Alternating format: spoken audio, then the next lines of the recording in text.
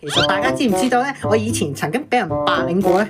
嗰個時候咧係小學5年級嘅時候，跟住我當時去公園玩啦，跟住咧無啦啦有個人咧搶我眼鏡喎，跟住咧我原本想搶翻嚟嘅，但係我聽到之前心理醫生同我講，處理呢啲案件嘅時候咧，我哋唔好動用武力，咁樣太暴力啦，我哋要心平氣和地同佢溝通。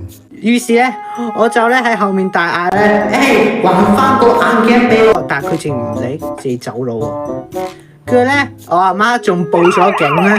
跟住咧，最後發現咧，我嘅眼鏡咧被嗰個人咧掟喺垃圾桶入邊。跟住咧，對方唔認賬喎。